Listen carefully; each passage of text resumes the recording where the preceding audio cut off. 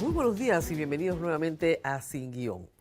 Ayer se vivió uno de los días más confusos de los ya confusos días que tiene la política peruana. Cuando nos despedimos, iba a ser primer ministro el señor Hernando de Soto. Él también lo creía, y lo vamos a ver hoy, casi hasta el momento de la juramentación de otra primera ministra, la señora Denise Miralles, que era la ministra de Economía y ahora es la primera ministra. ¿Qué pasó con De Soto?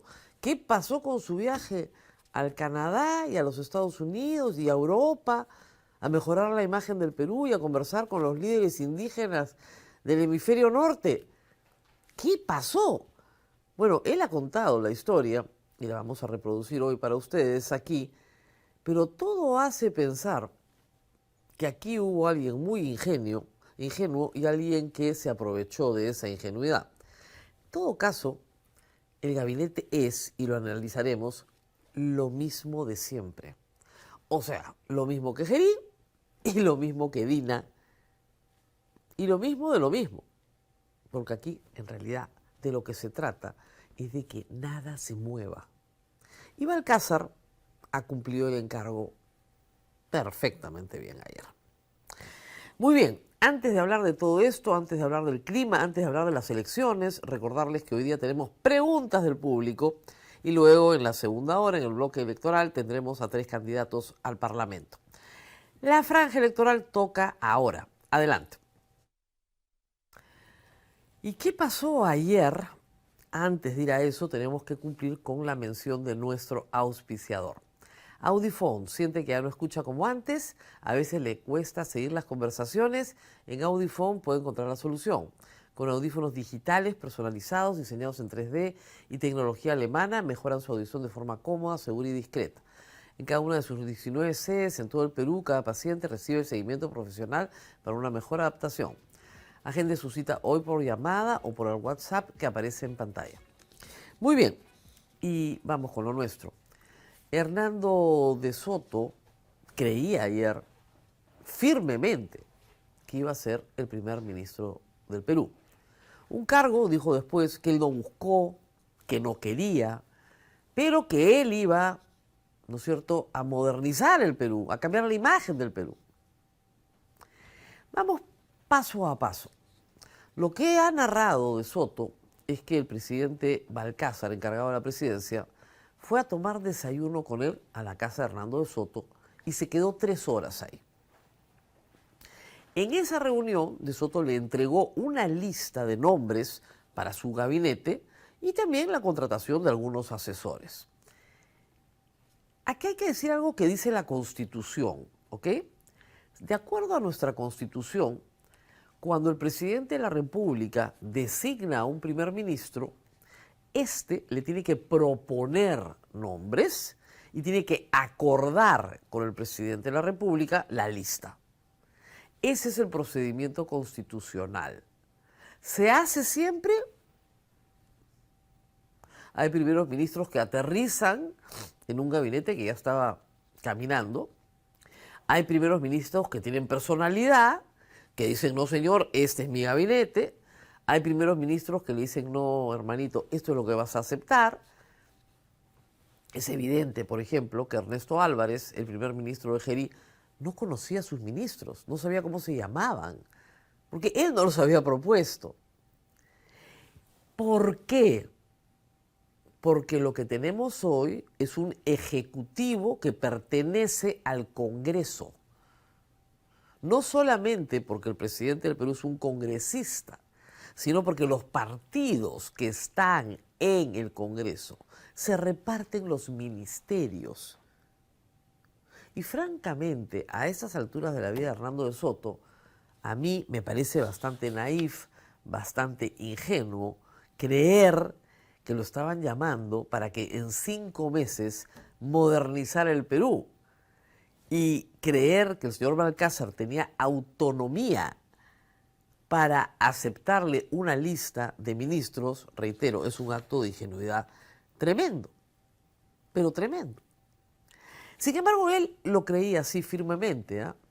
Alrededor de la 1 de la tarde lo circulaban ya todos los rumores, De Soto le dio pataleta, no le han aceptado su lista, no quiere a esa ministra de Economía, ya había ofrecido a otra persona el Ministerio de Economía, una persona de su entera confianza, a la cual sus amigos ya le habían hecho un fajín y ya se lo habían regalado a esa velocidad. Pero De Soto desmintió los rumores. En RPP dijo rápidamente que todo iba viento en popa. La verdad, el viento lo tenía en proa porque lo estaban retrocediendo para su casa, de la cual nunca salió, hay que decirlo. Nunca salió. Él desmintió los rumores, dijo todo sigue adelante, todo bien. A las 6 de la tarde es la juramentación. Efectivamente, a las 6 de la tarde fue la juramentación, solo que no juró él. No fue elegido como premier, dice la noticia de la República, y luego Hernando De Soto salió a la puerta de su casa, luego de la juramentación, y le dijo que a los periodistas que estaban presentes, que entregó la lista con nombres y que no le volvieron a responder el teléfono. Él pensó que el señor Balcázar andaba muy ocupado porque dijo, organizar una juramentación es un poco complicado, hay que mandar a hacer fajines para todos. ¿Qué tal? Bueno, normalmente en Palacio, les voy a contar, hay fajines, siempre hay. Te los prestan para la juramentación y luego tu familia o tus amigos mandan a hacer uno. Hay un sitio especial en Lima donde se hacen además. No había mucha ciencia en esto, ¿no? Finalmente es poner un crucifijo, no es más, y un reclinatorio. Pero él pensaba que estaban muy ocupados en Palacio y de repente aparecen otras personas juramentando y a él no lo volvieron a llamar. Tremendo.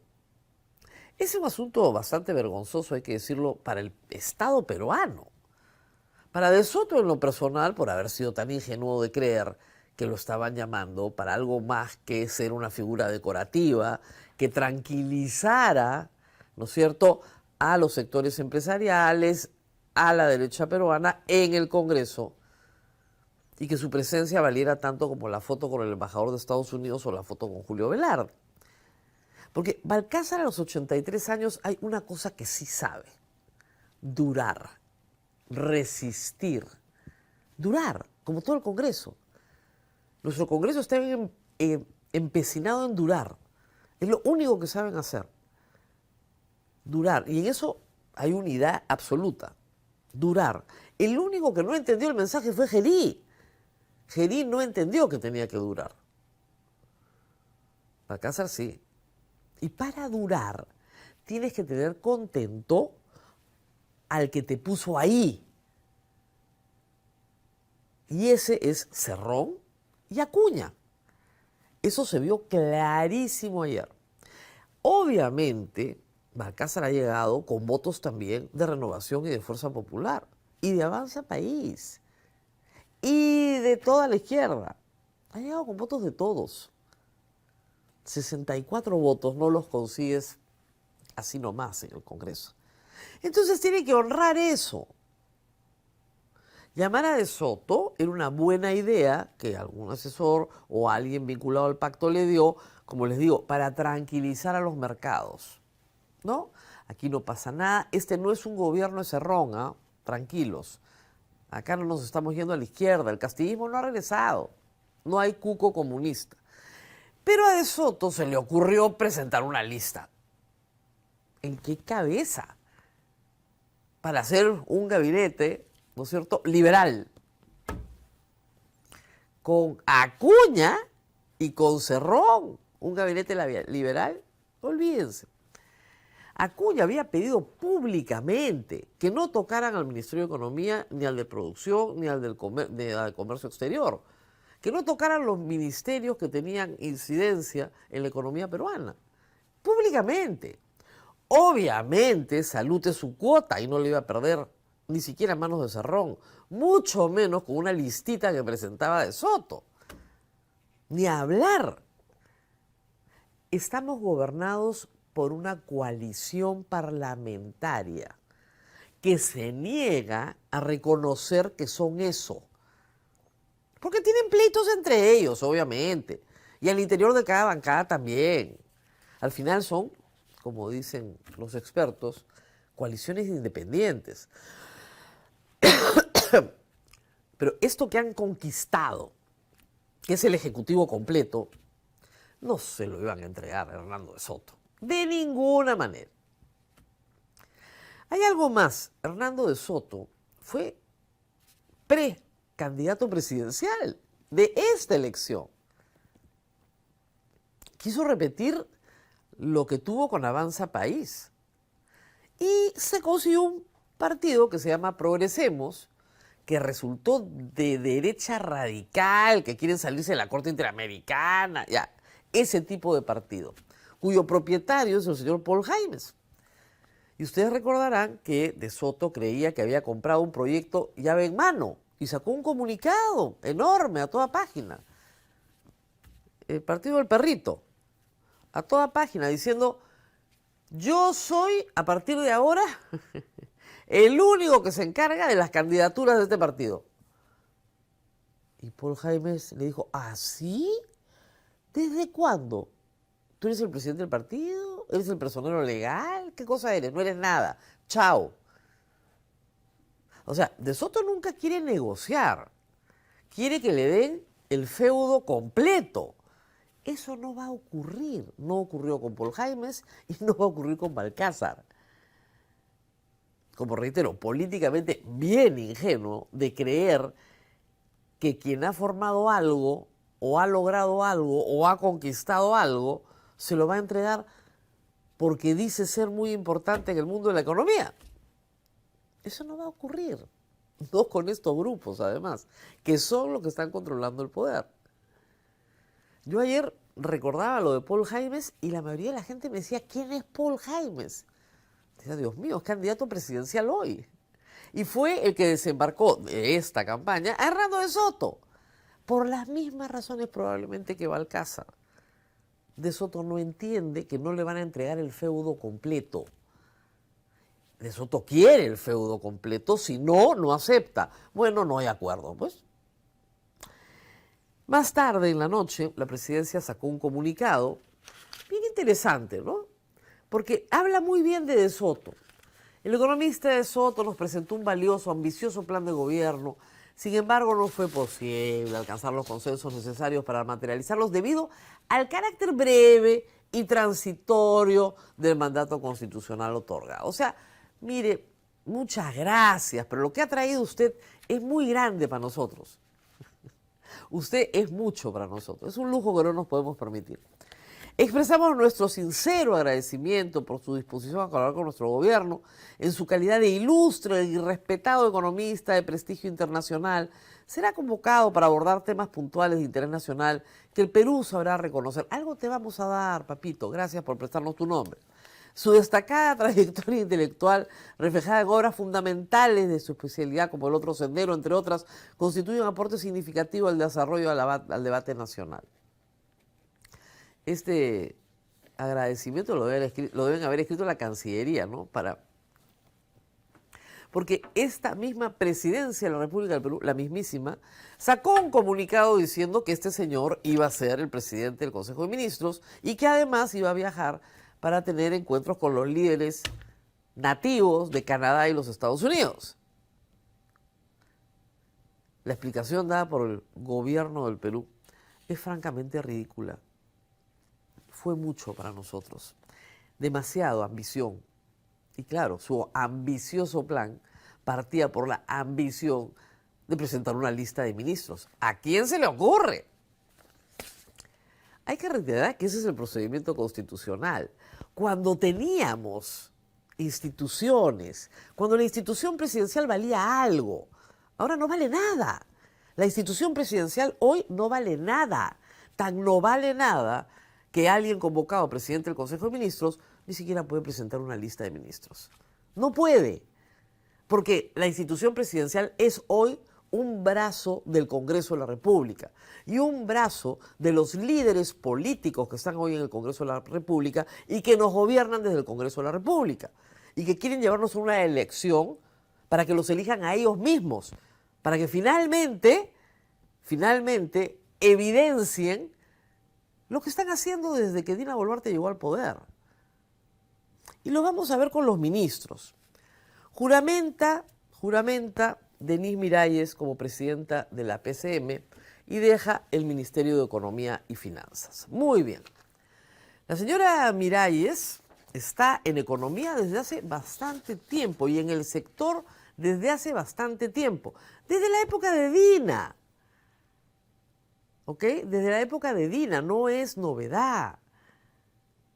¿Quién la lleva? Salardi. Salardi hoy es jefe de plan de gobierno de Acuña. Del total, ahora vamos a ver, de ministros que han juramentado ayer, 7 juramentaron con Gerí. Y son 18. Es decir, un tercio del gabinete es el gabinete de Gerí que tuvo con Álvarez. Un tercio.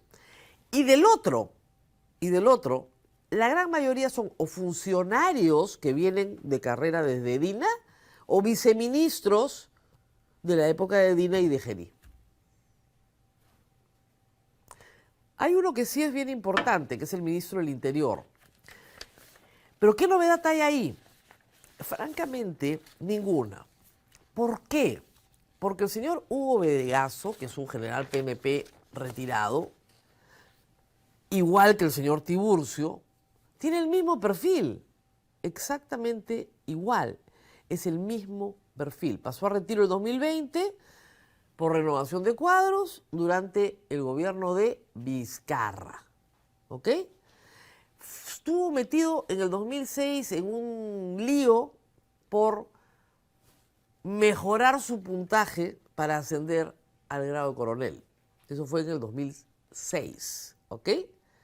Pero, en fin, eso es lo único que hay.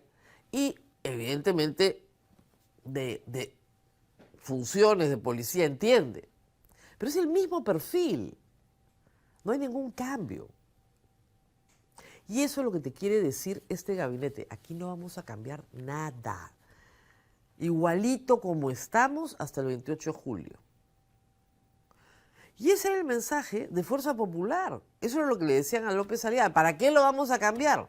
Si todos estamos de acuerdo en que aquí no pasa nada.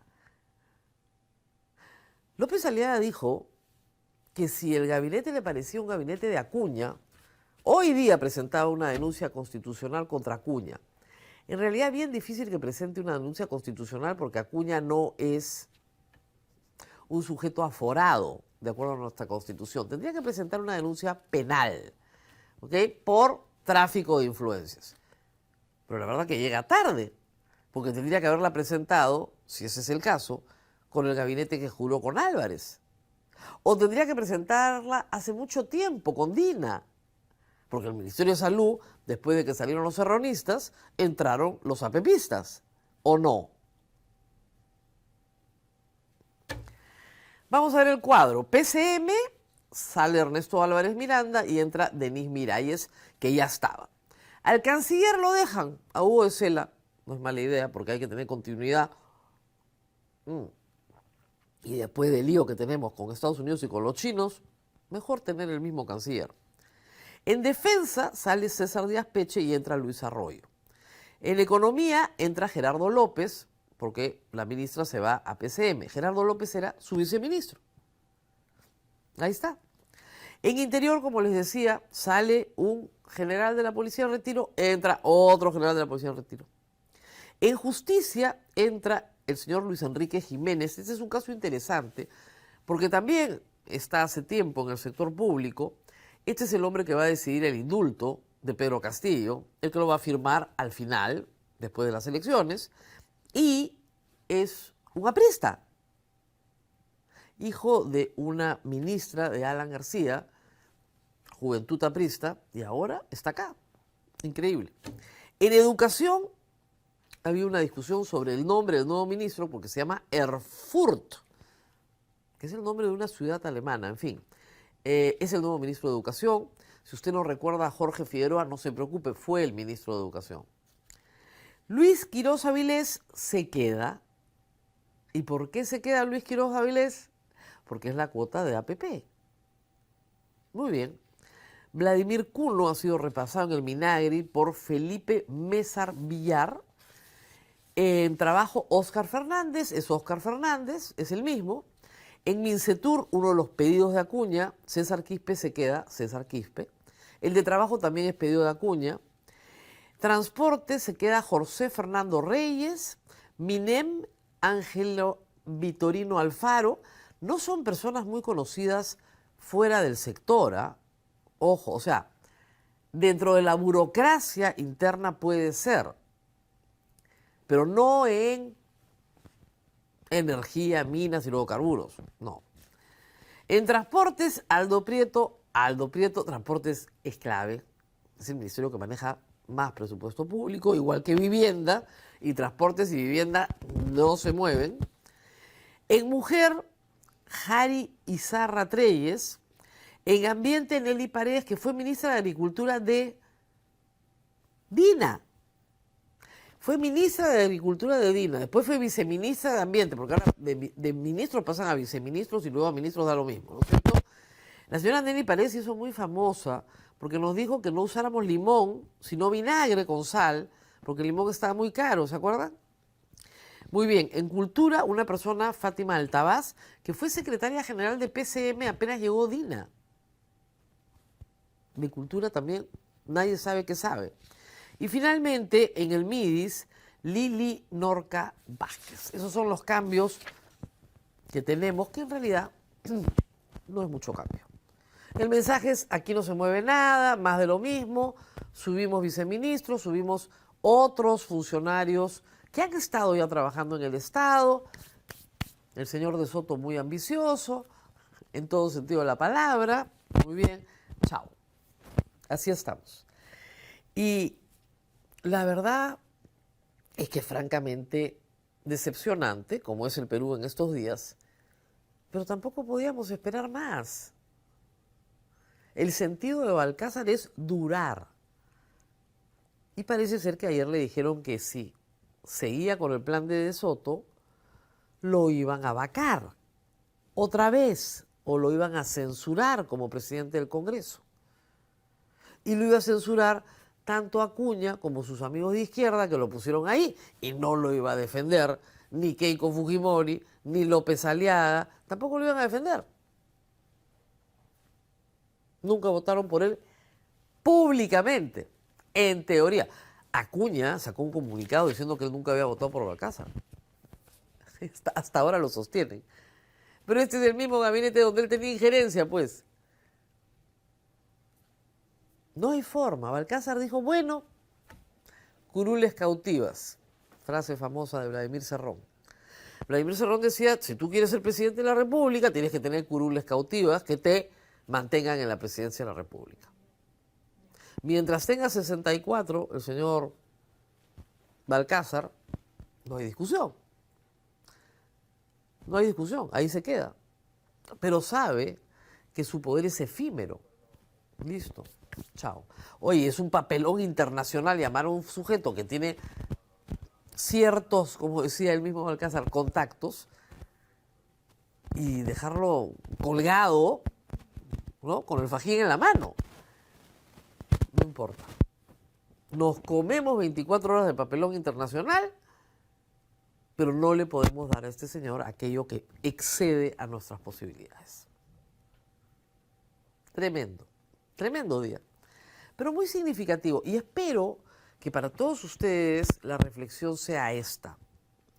Si el 90% del país detesta lo que está haciendo el Congreso, si el 90% del país sabe que el señor Balcázar, ¿no es cierto?, su poder efímero emana de este Congreso, si no pueden poner ni siquiera un gabinete independiente y autónomo de las bancadas del Congreso, porque no hay institución presidencial, porque ha sido demolida, porque la presidencia de la República hoy no vale nada.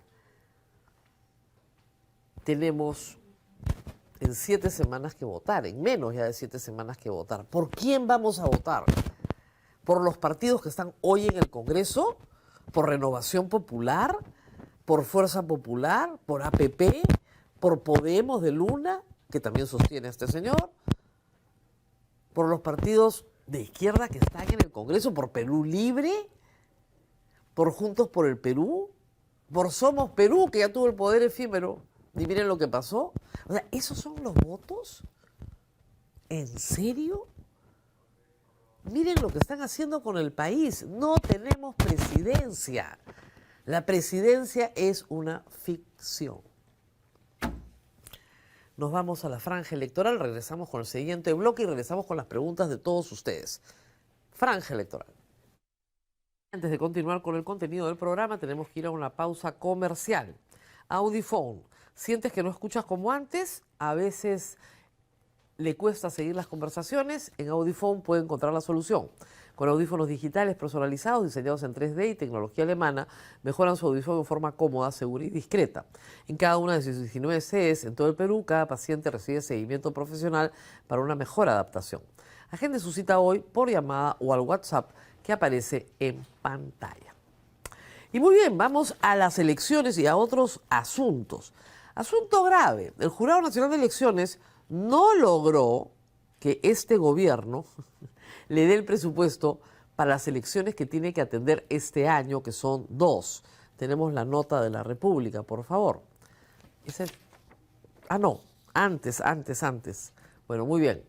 Renovación Popular propone que si el candidato presidencial gana en primera vuelta, jure 5 días después. Esdras Medidas, el destructor de la SUNEDU, ha tenido esta brillante idea. Ha dicho, ¿para qué vamos a esperar hasta el 28 de julio? ¿Para qué? No, si el candidato gana en abril, que jure en abril. ¿Por qué? Parece que cree que Rafael López Aliaga va a ganar en primera vuelta. Y ha presentado este proyecto de ley. Es el mundo de la fantasía. Está convencido que López Aliaga gana en primera vuelta. Y lo que quiere es que después de ganar, inmediatamente después de ganar, a los 5 días, se le proclame. Juramente. Sin congreso, sin nada, no importa. Después ya se verán los otros resultados. Pero ya es el presidente del Perú. Ya puede convocar un gabinete. Oiga, y el 28 de julio, el mandato de la fiesta patria. Tu tía. Estamos apurados. Esdras Medina cree que Renovación va a ganar en primera vuelta. Que Rafael López Aliaga va a obtener el 51% de la votación nacional. Ahorita está entre 10 y 14. Primera vuelta. El problema es que tienes que modificar la Constitución en 2 legislaturas, porque es la Constitución, no una ley, la Constitución la que dice que el presidente de la República juramenta el 28 de julio. De verdad, no está en una ley, está en la Constitución. Ese es uno de los problemas más complejos con el calendario electoral, que esa es tu fecha fija. No hay otra, no la puedes cambiar salvo que modifiques la Constitución. Yo no sé si el señor Esdras Medina está interesado en modificar la Constitución a toda velocidad. Son capaces, porque son capaces de cualquier cosa. Muy bien, ahora sí. El Jurado Nacional de Elecciones no logró acuerdo con el gobierno de Balcázar porque se ha solicitado un presupuesto para todo este año, acuérdense que hay 2 elecciones, de 1.700 millones. Ojo, los 1.700 millones son para todo el sistema. ¿Ok? Son extras para todo el sistema, para la RENIEC, para la OMPE y para el Jurado Nacional de Elecciones. Pero el MEF ha ajustado más o menos entre los 3 institutos un presupuesto adicional de 700 millones de soles. Sería bueno que nos contaran qué cosa van a cortar. Porque hay que contratar, como veremos más adelante, muchísimo personal para esta elección y para la elección de octubre. y estar tramitando un crédito suplementario en agosto para este fin no parece ser muy serio, ¿no? Es decir, esperar que cambien las autoridades para que finalmente se entregue lo que se tiene que entregar para hacer elecciones. Muy bien, vamos a declaraciones de algunos candidatos. Kelly Portalatino confirmó que Balcázar le ofreció un ministerio. O sea, Balcázar estaba ofreciendo ministerios a sus colegas de Perú Libre, pero ella dijo que no por una razón bastante sencilla. Ella está postulando, como ustedes saben, al Senado Nacional por Perú Libre. Los candidatos al Senado y a diputados no pueden ser ministros. Si tú quieres ir al Congreso y eres ministro, tienes que renunciar 6 meses antes de las elecciones. Todos los que tenían que renunciar, renunciaron en octubre del año pasado. No hay interpretación posible de que tú, ocupando un sitio de ministro, ¿no es cierto?, puedas postular. Queda tu postulación inmediatamente nula, porque no se puede. ¿Por qué? Por el principio de neutralidad electoral. Si tú eres ministro, vas a tener acceso, ¿no?, a prensa, vas a tener acceso a bienes, a servicios del Estado, para cumplir tu función de ministro, pero es inevitable que se identifique con tu campaña. Entonces, por principio de neutralidad electoral no se puede. Lo que quiere decir, sin embargo, que Balcázar le ha estado ofreciendo ministerios a congresistas, en la esperanza de que tal vez no postulen y prefieran, ¿no es cierto?, la soga que la cabra, o sea, ¿no?, pájaro en mano que siento volando. Pero no, le dijeron que no. Kelly Portalatino cree que su partido Perú Libre va a pasar la valla y le dijo que no. ¿A cuántos más Balcázar habrá ofrecido posiciones mientras el pobre Hernando de Soto hacía su lista, llamaba por teléfono, ubicaba a personas supuestamente honorables? Nunca hemos visto la lista. Yo sé de una persona, pero esa no lo ha confirmado, públicamente por lo menos, pero hubiera sido interesante ver la lista y contrastarla con lo que finalmente tuvimos. Conociendo a De Soto, tarde o temprano la va a publicar. Muy bien, Ruth Luque ha presentado una denuncia constitucional contra el defensor del pueblo. Ruth Luque también postula a la reelección en Ahora Nación. Lo que es interesante es que ha presentado esta acusación constitucional por falta de idoneidad para el cargo y por no conducir con transparencia la institución. ¿Ok? Esto se presenta ante la Subcomisión de Acusaciones Constitucionales. No es una denuncia por delito, es una denuncia por infracción a la Constitución. Y contiene varios hechos que van desde su intervención para liberar a un asesino de periodistas, porque a eso se dedicó. Ah, sí, se presentó como amicus curiae de la Corte, o sea, del Tribunal Constitucional, para promover la excarcelación de Daniel Urresti. O sea, interviniendo en un caso particular que está judicializado, además. El Tribunal Constitucional se ha abocado indebidamente a un caso judicializado, también, por si acaso. Pero ahí se metió el defensor del pueblo, como se metió a promover que desaparezca la extinción de dominio en el Perú, teniendo un conflicto de interés porque a su hermana le habían embargado una maquinaria. O sea, ese es el nivel. Ruth Luque tiene razón. ¿Este Congreso va a ver esa denuncia constitucional? No, porque este Congreso lo puso ahí porque era parte del pacto. Josué Gutiérrez era el abogado personal de Vladimir Cerrón. A cambio de ponerlo en la Defensoría, Valdemar Cerrón y todo Perú Libre votó por los candidatos del TC que promocionaba el pacto. Se abrazaban, ¿no se acuerdan? Se abrazaban ahí. Balcázar con Mari Carmen Alba. Hay un tremendo abrazo. Porque lo lograron. Metieron a sus alfiles en el Tribunal Constitucional. Y como parte de este acuerdo, le dejaron la Defensoría del Pueblo a Perú Libre, en el cuoteo político de las instituciones que ha destruido la institucionalidad en el país. Así que bien denunciado. ¿Esta denuncia cuándo se va a ver? en un próximo Congreso. ¿En dónde? En el Senado. Porque no es una denuncia penal, es una denuncia política. ¿De qué depende de que se haga justicia? De que ustedes elijan a un Senado decente, pues. Que diga, sí, pues esto es una barbaridad. Esos son dos de los hechos que le imputan a José Gutiérrez. Hay muchos más que pasan por la Junta Nacional de Justicia, por SUNEDU, por varias cosas. Muy bien. Pero es una persona que no puede estar en ese cargo. Es un escándalo. Aun cuando no tenga, digamos, poderes vinculantes, se supone que tiene el magisterio de la persuasión. ¿Se pueden imaginar? Ruth Luque lo ha planteado, es candidata y lo que se necesita es un Senado que sí procese de verdad esa acusación. Y otras que se pueden presentar de acá al 28 de julio para que cuando entre el nuevo Senado estén todas presentadas ya. Y saque del poder a la gente que el pacto mafioso puso a cambio de tener, ¿no?, control absoluto de los poderes del Estado. Muy bien, neutralidad electoral, un tema importante. La congresista Diana González de Avanza País parece ser, según el Jurado Electoral Especial Lima Centro 1, que ha infringido la neutralidad electoral durante una entrevista. Esto se está presentando en varios casos. Hay un caso también de Luna Gálvez.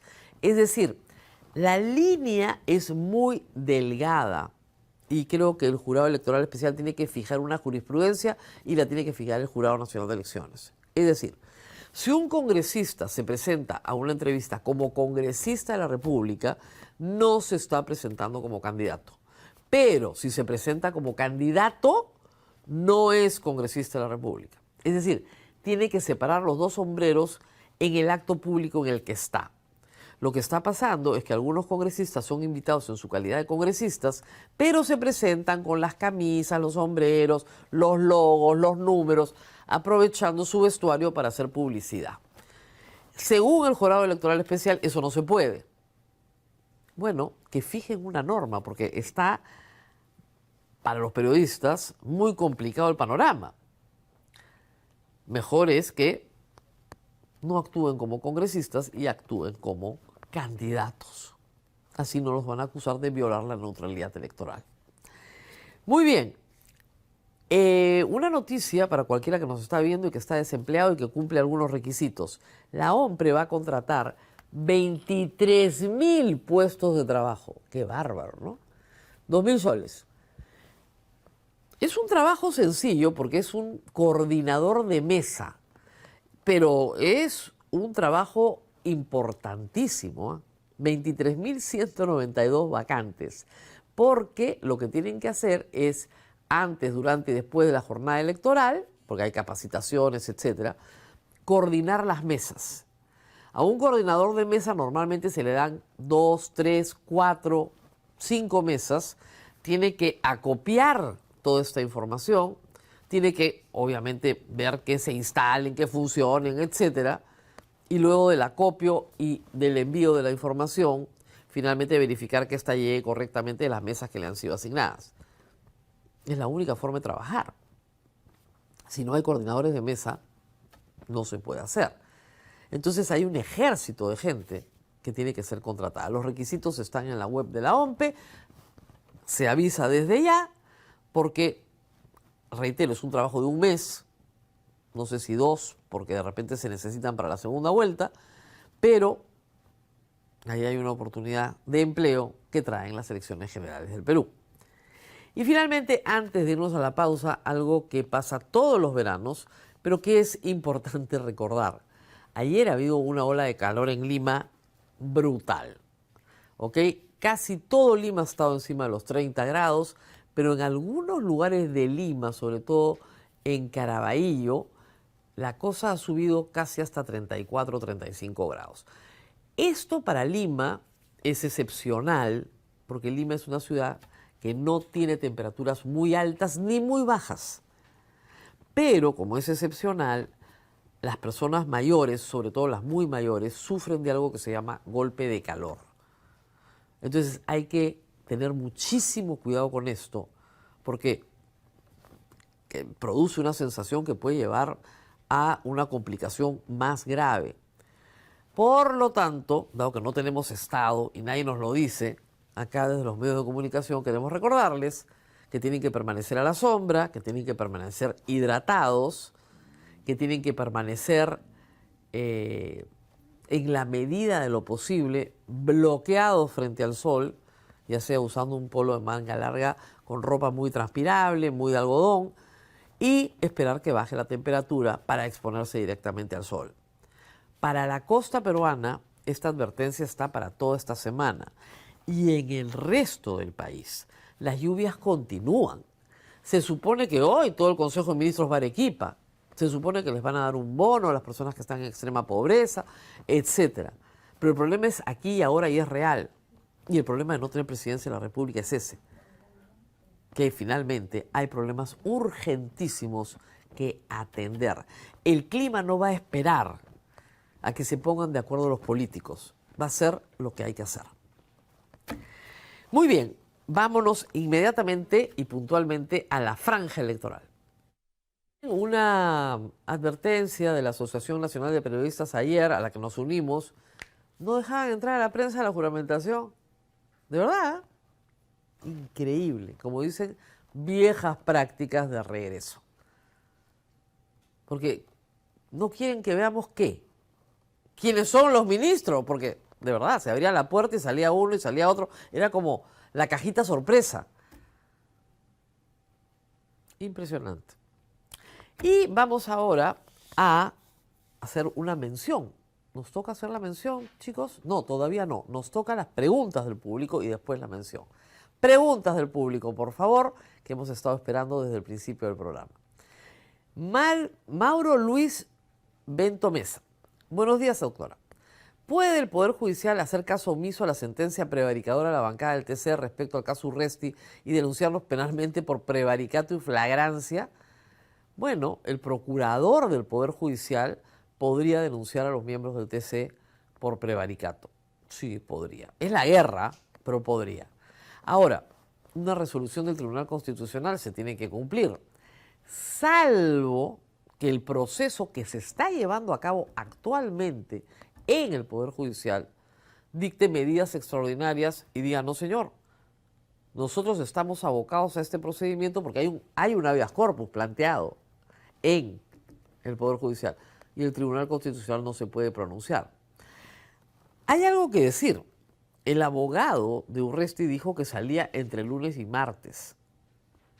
Estamos miércoles y no ha salido. De repente sale hoy. De repente sale hoy. Ya hemos visto el caso de Alberto Fujimori, que contra una resolución de la Corte Interamericana de Derechos Humanos, este TC lo sacó de la cárcel. Contra una resolución, desconociendo un mandato jurisdiccional internacional. O sea, ese es el nivel de este Tribunal Constitucional, que espero que también sea pronto denunciado constitucionalmente para que se les remueva del cargo. Lo de Urresti no tiene nombre. Lo de Urresti no tiene nombre. Ha prescrito. A ver, se los explico rapidito para que entiendan. Hay un tratado de Naciones Unidas que tiene un solo artículo, que dice: los crímenes de lesa humanidad o crímenes contra graves violaciones de derechos humanos no prescriben nunca. Nunca quiere decir antes, durante y después, ¿no es cierto? En la gran interpretación de Fernando Respigliosi, eso quiere decir después de que se apruebe el tratado. Y para el Perú eso es el 2002. Nunca, para él tiene una fecha, 2002. Nunca, no, 2002. Y los 6 magistrados del TC han repetido lo mismo que Rospigliosi. Para ellos, nunca es después. Nunca es ni antes, ni durante, ni después. Para ellos es después. Eso me lo entiende un chiquillo, ¿no? O sea, de verdad. El único artículo del tratado es no prescriben nunca. Nunca. Sucedió hace 100 años. Igual lo podemos ver. Nunca. Es un tratado de Naciones Unidas. Nunca es nunca. Pero para Urresti, nunca es a partir de 2002. Y este tribunal ha dicho, no lo hemos declarado inocente, ¿ah? El tipo es un asesino, ningún problema. Pero lo tendrían que haber condenado el 2018. Y nunca es nunca. Oiga, no estamos hablando de un robo, no estamos hablando, ¿no?, de un hurto agravado, no estamos hablando de un cohecho, no, estamos hablando de asesinato, del asesinato de un periodista, planificado y ejecutado por Daniel Urresti según sentencia, firme, consentida y ejecutoriada. ¿No merece este Tribunal Constitucional una denuncia constitucional por infracción de la Constitución? Yo creo que sí. Y no es el único caso, ¿eh? Lo que hicieron con la cuestión de confianza, lo que hicieron con la iniciativa de gasto, es de terror.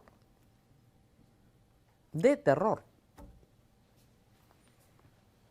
Siguiente, por favor. Eduardo Bolívar 946.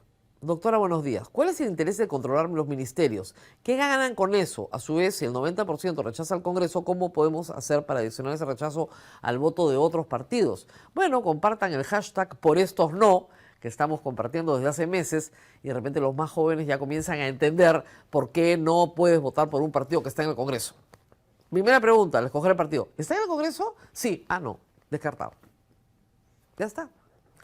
¿Está en el Congreso? Sí. Ah, no. Todos, ¿ah? Sin excepción, para que nadie se confunda. ¿Está en el Congreso? No voto por él. Ustedes miran, sí, pero los que pueden venir pueden ser peores, ¿no? Ah, sí, en el Perú todo es empeorable. Es una gran frase. Después de que salió Gelú, todo es empeorable. Pero no van a ser los mismos. No los vamos a premiar.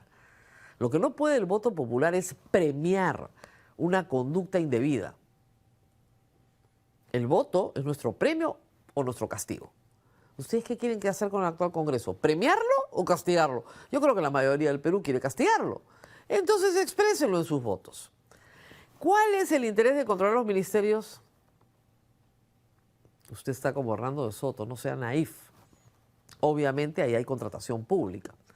Desde empleo, si no pregunten al señor Gerí, hasta contrato de obra pública. Eso es lo que están controlando. Y poder. Porque desde un ministerio tú puedes armar una clientela. Desde el Congreso es bien difícil armar una clientela. Porque no tienes nada que ofrecer. No tienes, en teoría, iniciativa de gasto. Pero en el Ejecutivo sí. En vivienda, en transporte, yo te ofrezco el puente, yo te ofrezco el colegio, yo te ofrezco el agua y el desagüe, yo te ofrezco la carretera. Claro, eso en un proceso electoral es oro.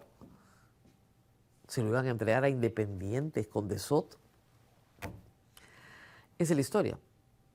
Como decía el finado Alan García, en política no se puede ser ingenuo. Eso es lo que estamos viendo. Siguiente, por favor. Maestra, no tanto. Muchas gracias. ¿Qué tipo de perfil cree que debería tener un político digno para el Perú independientemente de su espectro político?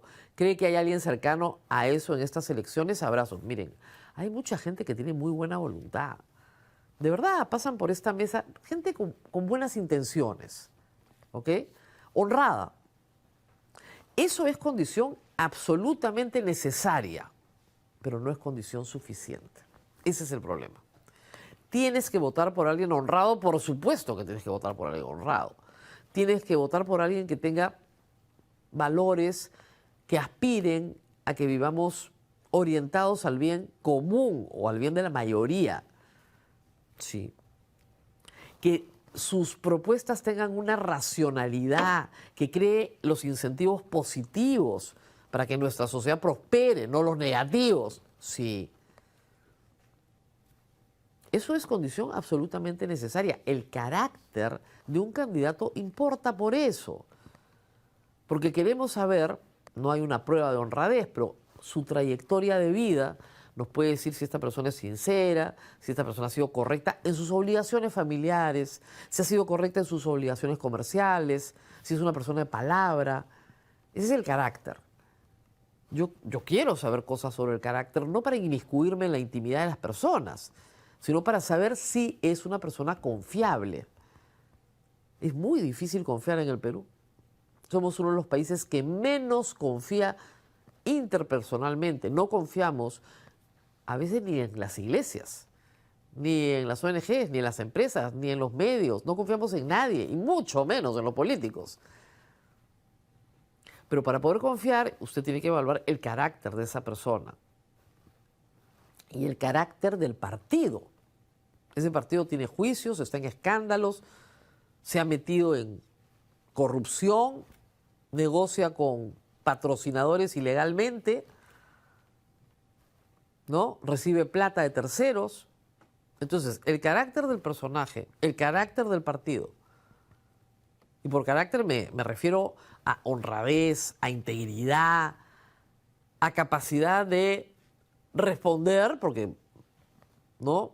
Transparencia. Y luego viene, por supuesto, que esa persona sepa hacer lo que le estamos encomendando hacer. Miren, uno de los principios básicos de la separación de poderes es identificar funciones y responsables. ¿Ok? El responsable de la presidencia de la República tiene estas funciones. El responsable del Congreso tiene estas funciones. No se mezclan. ¿Por qué es tan importante tener un gabinete? Porque los ministros son responsables de las funciones que se les asignan, no los congresistas. A veces tenemos la confusión de que alguien es responsable de algo que no le toca hacer. Lo más importante, por eso tenemos separación de poderes y contrapesos entre los poderes, es que la función está acá, la fiscalización está acá. Este dice, oye, no estás haciendo tu trabajo, te voy a remover, o te voy a sancionar, o te voy a premiar. Eso es lo más importante, que la persona que estamos eligiendo sepa hacer lo que va a hacer. Si un presidente de la República no sabe ser presidente de la República, no sabe, pues, no tiene ninguna preparación para hacerlo, Pedro Castillo. Pobrecito, no tenía la menor idea de qué cosa era ser presidente de la República. Ni idea. Gerí, ni idea. Ni idea. No entendió. No entendió. Dina Boluarte nunca entendió qué cosa era ser presidente de la República. Entonces tenemos estos resultados. Asegurémonos de que sepa qué cosa es ser presidente de la República. Y si vamos a escoger un senador que sepa legislar, por Dios bendito, no tiene que ser abogado, tiene que ser una persona con capacidad legislativa. No que tenga 14 asesores porque no sabe redactar una ley. Y porque le han dicho en el partido que no se preocupe, que le ponen unos asesores y ellos les hacen las leyes. El Congreso hace leyes. Esa es su razón de ser. Un Congreso que no hace leyes no es Congreso. El Congreso hace leyes. Si elegimos gente que no sabe hacer leyes, ¿cuál va a ser el resultado? Son buenas personas, tienen buena voluntad, no saben hacer leyes. Siguiente, por favor. Ahí está. Siguiente candidato, pero siguiente pregunta. Buenos días, inhumano. Con un Estado tan degradado, ¿qué condiciones mínimas deberíamos exigir para que las próximas elecciones sean legítimas? Bueno, lo primero es que se respete el voto. Ah, sí. Porque los perdedores van a gritar fraude de todas maneras. Y ya sabemos cómo es. ¿Ok? Lo primero es que se respete el voto. Y la vigilancia tiene que ser de todos los ciudadanos. ¿Ok? Todos tenemos que participar con ojito vigilante. Si queremos que cambien las cosas, tenemos que ir a votar. Luego, les reitero las cifras del 2021. Sé que fue una circunstancia muy diferente. Espero que no se repitan. Pero se las repito. 29.9, 30% del padrón electoral no fue a votar. Estaban enfermos, estaban asustados, lo que ustedes quieran, pero 30% del padrón no fue a votar. Y 27% del padrón votó nulo o blanco. Esas dos cifras son 57% del padrón no participó en la elección. Y hay un 17% adicional, 17 y fracción, cuyo voto no valió nada, porque su partido, el que escogió, no pasó la valla. Entonces, 75% del padrón de todos los llamados a votar no tiene representación en este Congreso. Y este Congreso es el que controla el Poder Ejecutivo, el Tribunal Constitucional, la Defensoría del Pueblo, la Contraloría, todo, con una representación menor al 25%. ¿Lo podemos cambiar? Sí, yendo a votar a como dé lugar, no votando ni nulo ni blanco, por lo menos no en primera vuelta. Y, finalmente, voto estratégico. De repente usted tiene un candidato estupendo que una semana antes de las elecciones tiene 0.1%, no pierda su voto. Utilice su voto para que el peor no salga. Y hay unos que son catastróficos, ¿eh? Catastróficos.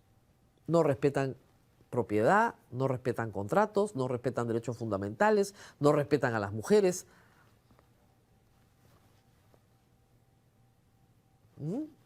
Ahí están. Escojan bien. Eso es lo mínimo que tenemos que esperar, que se respete el voto. Si se respeta el voto, este país puede cambiar. Yo tengo mucha fe en el pueblo. Sufre mucho y toma muy malas decisiones muchas veces, pero al final siempre prevalece. Muy bien, vamos con Audiphone. ¿Siente que ya no escucha como antes? ¿A veces le cuesta seguir las conversaciones? En Audiphone puede encontrar la solución. Con audífonos digitales personalizados, diseñados en 3D y tecnología alemana, mejoran su audición de forma cómoda, segura y discreta. En cada una de sus 19 sedes en todo el Perú, cada paciente recibe seguimiento profesional para una mejor adaptación. Agende su cita hoy por llamada o al WhatsApp que aparece en pantalla. Muy bien, nos tenemos que ir a una franja electoral. Muy bien, y estamos con el señor Sergio Zuni, candidato a diputado por Lima por el Partido Morado con el número 25. Él es médico veterinario y se dedica, me ha dicho, no a animales menores, sino más bien a animales de consumo humano. Esa es su especialidad. Médico veterinario en San Marcos, está dedicado a la política también y es una cosa bastante extraña.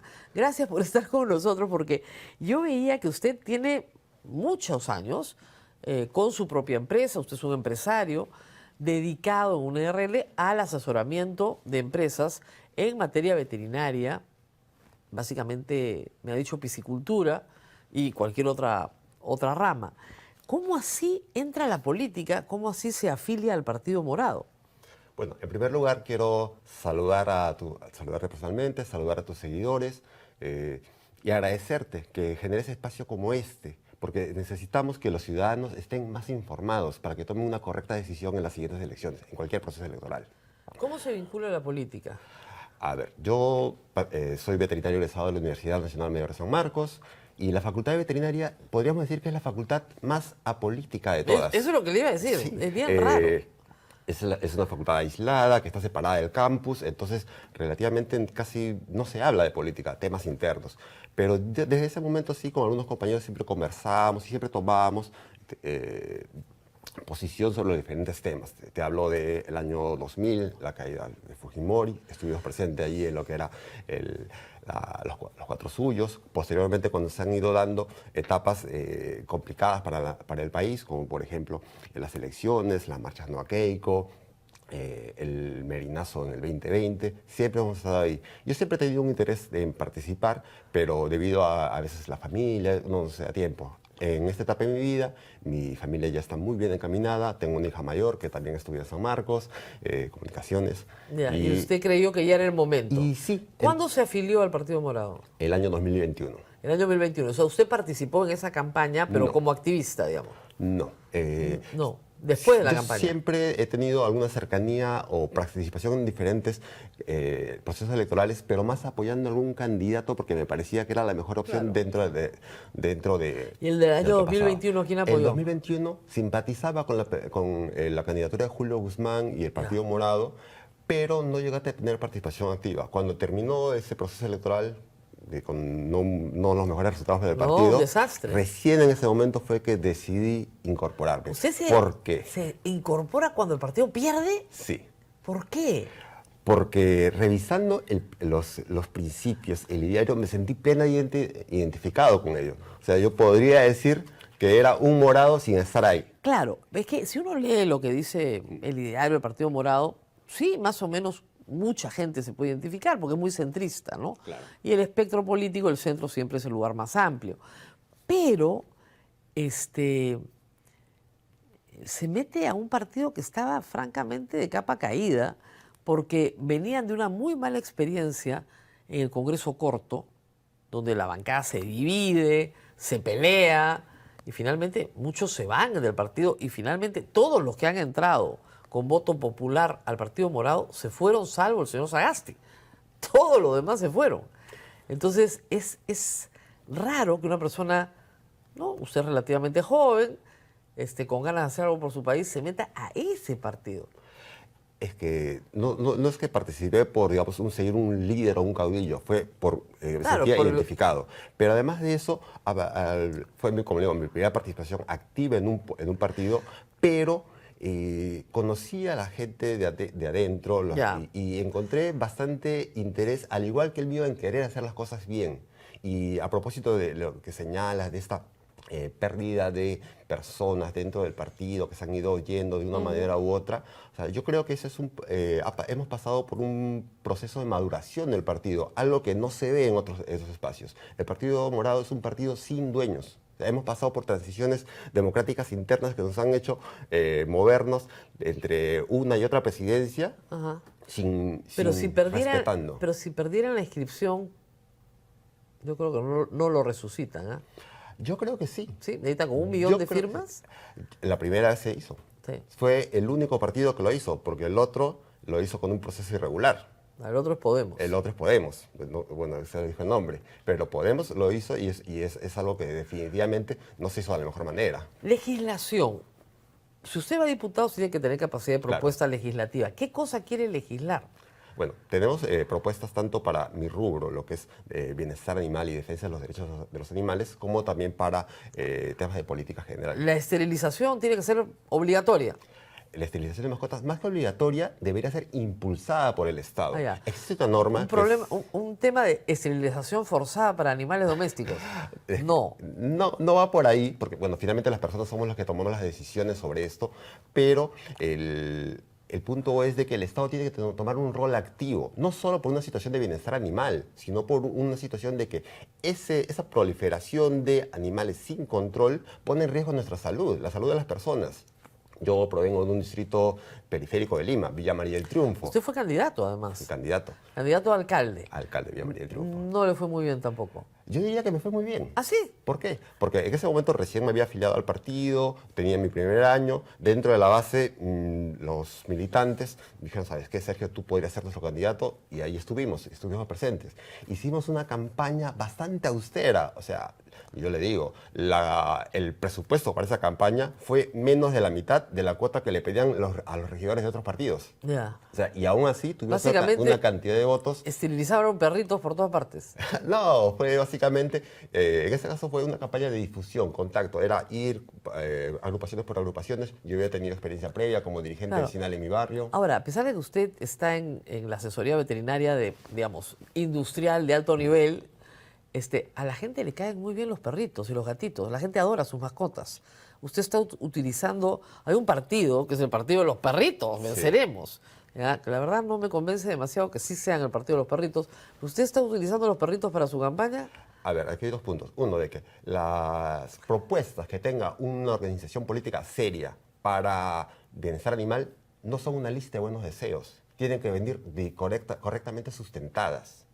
que no es el caso en el partido que usted No, menciona. no. O sea, es diferente hablar con necesitamos hacer esto, por esto y por esto, y así.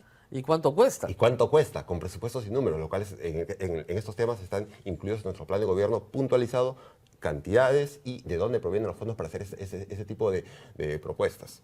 Y el otro punto es que, a ver, mi quehacer diario, mi trabajo, me permite liberar bastantes tiempos, porque Ya. como manejamos cierto tipo de actividades, entonces eso me ha permitido, en el caso de mi distrito, que trabajar bastante con activistas de protección de los derechos de los animales, rescatistas, que me piden a veces ayuda, asesoría, y ahí lo trabajamos. Estamos haciendo bastante trabajo en campo, haciendo algunos casos de campañas.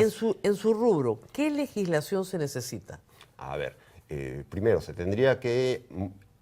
Hay dos leyes principales que existen, la ley de bienestar animal y la ley cuatro patas, que es para esterilizaciones. Exacto. La ley cuatro patas inició bien, fue una propuesta del Partido Morado, Así es. de la UNDE, lo que se prosiguió con su reglamentación, lo cual ya se puso un poco más flojo, por así decirlo, y cuando llegó al Ministerio de Salud se desnaturalizó. ¿Por qué? Porque el Ministerio de Salud emitió una directiva ¿Ya? para regular ese procedimiento, pero esta directiva está dirigida principalmente a lo que es control de esterilizaciones de propietarios, de Ya. personas, no a los animales de calle, que es el problema. Claro. Y si vemos, los municipios que han llegado a tener algún grado de Injerencia. formalización, injerencia y formando clínicas veterinarias municipales, son distritos como, por ejemplo, San Isidro, Claro. Miraflores, La Molina, que no tienen ese problema. Claro. Y los pocos que hicieron algún atisbo de querer solucionarlo, Ate, me parece que Puente Piedra, Lurín, se vieron bloqueados con esta directiva. ¿Por qué? Porque imponía situaciones y formalidades irreales. Ya. Una cosa puntual, decía que los procedimientos debían ser realizados solamente con cirugía y anestesia inhalatoria, lo cual ni siquiera las veterinarias particulares la manejan en su totalidad. O sea, se negaban a usar la anestesia inyectable, que es un procedimiento que se maneja a nivel mundial para este tipo de Claro. procedimientos. Son procedimientos de rutina, cirugías básicas. Entonces, esas limitaciones han hecho que hasta los mismos municipios dejen de hacer esas actividades. Y lo que se está realizando es básicamente acción heroica de los activistas y las personas interesadas en apoyar a los animales. ¿Qué tan grave es el problema? Es muy severo, no existe una estadística seria, Ya. pero para aquellos que vivimos en un distrito popular, Claro, de yo veía el periferia, rubro, o claro. sea, ir por la calle, cuadra por cuadra, es caminar y encontrar animales abandonados, animales en mal estado, animales que al estar en esa situación de calle contaminan la vía pública, y eso que se seca y se deseca son los que respiran nuestros niños. Tampoco se tiene estadísticas, por ejemplo, de lo que es la repercusión de las enfermedades zoonóticas en seres humanos. en los seres humanos. O sea, es un problema que estamos dejando de lado. Hablar de bienestar animal no solamente es por ellos, es por nosotros No, mismos. no, claro, porque los animales son portadores de Múltiples enfermedades. los vectores que contagian a los seres humanos. Correcto. Bueno, pero ¿no le parece que usted debería estar mejor en el Ministerio de Salud, digamos, que en el Parlamento? Podría ser, pero yo creo que quizás es una etapa posterior, me parece. Ya. En este momento yo considero de que, a ver, no es por hablar, pero tenemos muchos abogados, economistas, y fíjese cómo están produciéndose leyes que a veces solamente están en el papel y no se llegan a ejecutar. Las leyes que tienen que emitirse tienen que ser leyes que sean ejecutables, que conozcan la realidad. Y ese es un principio de la formación de un profesional de salud. Un profesional de salud identifica un problema, procede a buscar evidencias para poder plantear tratamientos y soluciones y prevención a futuro. Claro. Y yo creo que eso es necesario en nuestro Congreso. El método lo tiene, estoy seguro que sí. Vamos con una pregunta, por favor. ¿Cómo haría para mejorar la infraestructura de la Facultad de Veterinaria y el resto de las facultades de las universidades nacionales? Pero él no puede, no tiene iniciativa de gasto. Bueno, no tenemos iniciativa de gasto, pero yo creo que eso podría ir por reempoderar la SUNEDU. Que es una Claro. propuesta de nuestro partido. Es el único partido que quiere reempoderar la SUNEDU. La SUNEDU tiene que ser un mecanismo para poder establecer estándares mínimos para que las universidades progresivamente comiencen a a brindar una educación de calidad. Vemos que existen, se descartó muchas, pero aún existen universidades que no reúnen los requisitos básicos y aún están haciendo. Y lo más grave es que no se ha invertido. Desde que el Estado peruano dijo, bueno, vamos a licenciar a todas las universidades públicas e invirtió, la cantidad que invirtió, no se ha vuelto a hacer una inversión de ese tamaño. ¿Ya? Y eso ya han pasado 5 años. Y van a pasar 5 más. Y no, si no se hace la inversión constante, continua, todo va a entrar en una decadencia espantosa. O sea, yo creo que tenemos que recuperar, empoderar a la SUNEDU para que en forma autónoma pueda acreditar y fiscalizar el cumplimiento de estándares mínimos de calidad para la educación superior. La educación es el único mecanismo, creo que es el único real, de movilización social. Claro. No podemos crecer como sociedad si no tenemos una Pero mire, a la mayoría de partidos no le importa. Y lamentablemente la calidad de la educación universitaria peruana nuevamente está entrando en decadencia. Es correcto. Después de un pico en que se trató una política pública que debía durar 20, 30 años, no duró ni 5 o 6, y lamentablemente ahorita lo que tenemos es una situación decadente. Tenemos que ir en ese camino y yo me iría un poco más allá. Yo plantearía, es un tema que lo estamos recién revisando también con los compañeros candidatos del partido, yo plantearía que este tipo de acreditaciones se den no solamente a nivel de universidades, inclusive a nivel de colegios, porque ese mismo fenómeno de universidades que no brindan una educación de calidad también se da en colegios particulares, que se están volviendo en ofertas. Discúlpeme, pero los colegios públicos también, ¿eh? Los colegios públicos tienen que ser mejorados, porque tienen que, a veces no reúnen los requisitos, hay un tema ahí con... No reúnen ni la infraestructura. Eso necesita inversión del Estado, pero aparte, los colegios particulares, o sea, a los que vivimos de Cono, tenemos a veces que acceder a colegios particulares porque es una mejor opción, pero aún así son muchos colegios que no reúnen con características básicas. Y eso tenemos que establecerlo de alguna manera. Esa es fiscalización del Ministerio de Educación, ¿eh?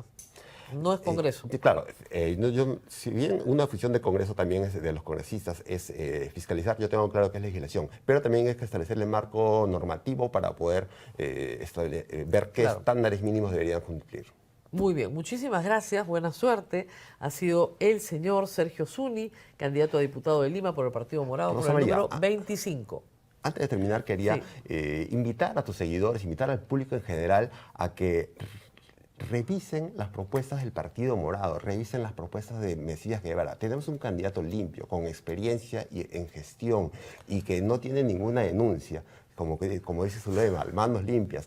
En el Partido Morado nos hemos tomado la molestia, más que la molestia, nos hemos tomado en serio el trabajo de presentar candidaturas diversas, como unos días mencionaste, y cada uno siempre con la especialidad en un tema puntual. Necesitamos que los partidos políticos mejoren la oferta y bueno, esperemos de que tus seguidores puedan ver y nos tomen como una opción viable. Nos tenemos que ir, porque tenemos 2 invitados más. Pausa y volvemos. Cada 11 de febrero, el Día Internacional de la Mujer y la Niña en la Ciencia nos recuerda una realidad clave: impulsar a más mujeres en STEM, ciencia, tecnología, ingeniería y matemáticas, no es solo una cuestión de equidad, sino de competitividad, innovación y desarrollo. Las cifras lo confirman.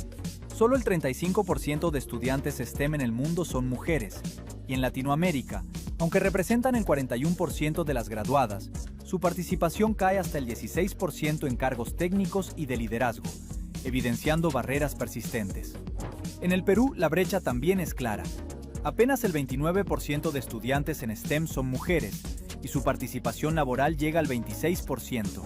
Sin embargo, en algunas ingenierías ya representan el 48% de las graduadas, demostrando que el avance es posible cuando existen oportunidades y referentes. Menos mujeres en STEM significa menos diversidad y menor capacidad para enfrentar retos clave. La evidencia demuestra que los equipos diversos generan mayor valor, y las iniciativas que lo impulsan confirman que cerrar estas brechas es una inversión estratégica para el desarrollo.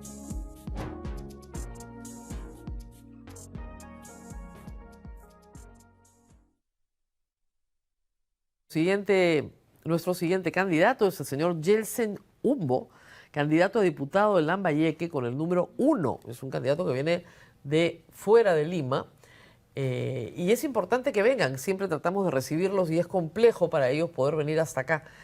El señor Umbo tiene muchas cualidades muy diversas. Yo me estaba riendo un poco con él porque es bachiller en ciencia política por la Universidad de Pedro Ruiz Gallo, pero además es chef profesional y además trabaja en la llantería Umbo y además es político.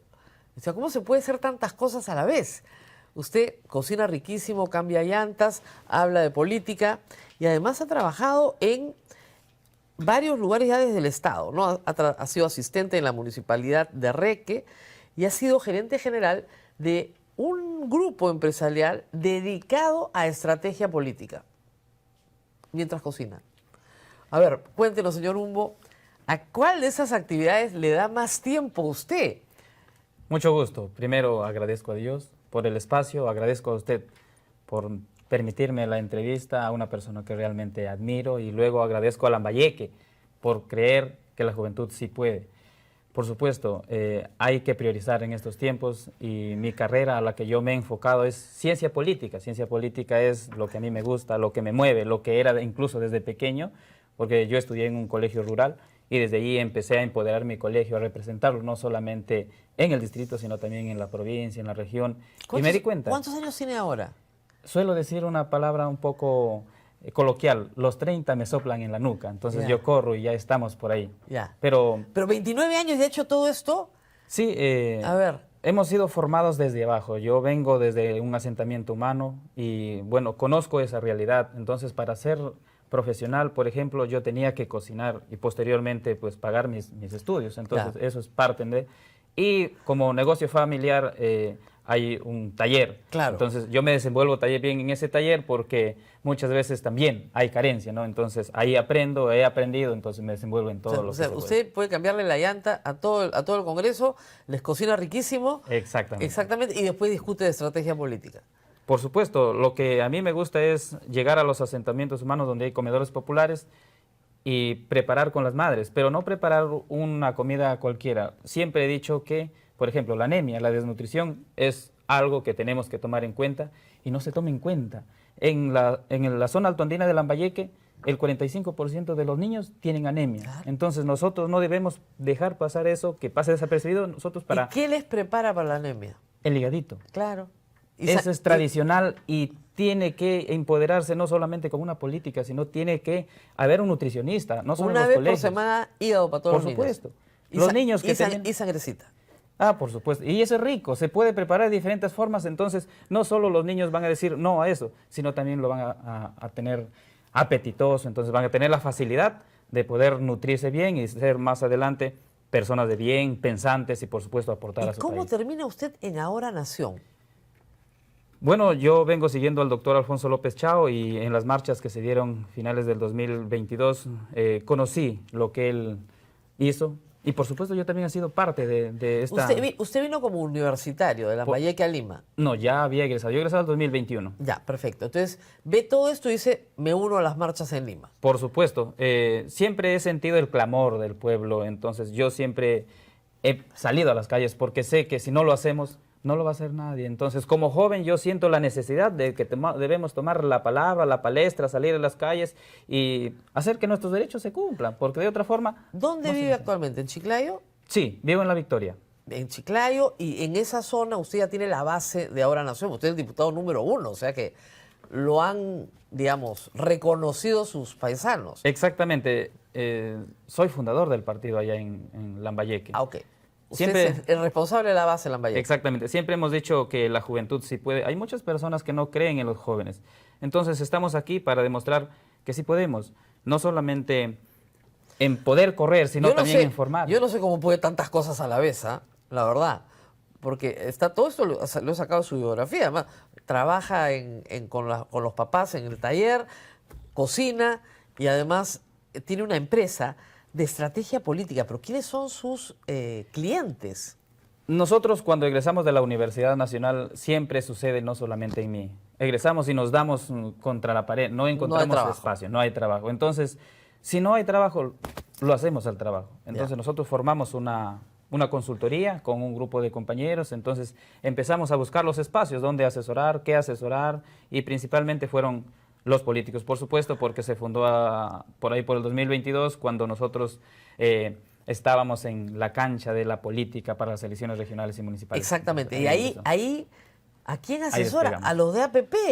No, exactamente, No. porque no compatibilizamos en primer momento con partidos tradicionales y los políticos que están ahora, pero sí hemos llegado a los lugares donde casi no llega la asesoría. La política tiene que profesionalizarse. Hemos llegado, por ejemplo, a la zona altondina de Piura, en Frías, por ejemplo, Chulucanas, Morropón, y también fuimos a Cajamarca, en Cutervo, Santo Domingo de la Capilla. Entonces, nosotros a partir de ahí hemos tomado en cuenta que la política sí es bueno profesionalizarla, porque los políticos tienen que ser no empíricos, no tienen que ser personas que están aprendiendo, tienen que ser profesionales en todo caso. ¿Qué haría usted si llega a la Cámara de Diputados por su región? Porque usted va a ser un diputado regional. Exactamente. Primero, entiendo que los jóvenes somos el presente y eso no hay que negarlo, quizá coincidamos, excelente. Hemos coincidido, por ejemplo, que cuando no hay trabajo, cuando nosotros egresamos, muchos jóvenes se quedan y toman rumbos diferentes y se ponen a hacer otros servicios. ¿Qué pasa? Que yo cuando estaba trabajando en municipalidades me he dado cuenta que hay cientos de personas en la planilla. Y yo he visto que cuando un joven es al menos practicante, hace el doble, el triple de las personas que han estado ahí. ¿Por qué no destinar al menos 5% de la cantidad de esos trabajadores para los jóvenes que recién egresan? Cuota. La cuota de 5% o 10%. Esa cuota, por ejemplo, los jóvenes, ¿qué necesitamos? Experiencia. Pero todos somos iguales. O sea, ¿por qué no hacemos una cuota para mayores de 60 años? Yo tengo 62. Tampoco nos dan trabajo en ninguna parte, ¿ah? Yo entiendo, pero Entonces, para ello, mire, si usted dice, ya, cuota para los discapacitados, cuota para las mujeres, cuota para los jóvenes, cuota para los mayores, al final se te fue toda la planilla. se llena de cuotas. Claro, no funciona, pues. Sí funciona, porque los que son mayores, voy a discrepar en esta parte con la gente mayor, han tenido la oportunidad. Nosotros no tenemos la oportunidad. Lo que queremos es un año de oportunidad y suficiente. Ahí despega el joven. Y no solo en una municipalidad, en diferentes instituciones. Se puede, es viable, lo hemos visto con el equipo técnico, entonces consideramos que eso.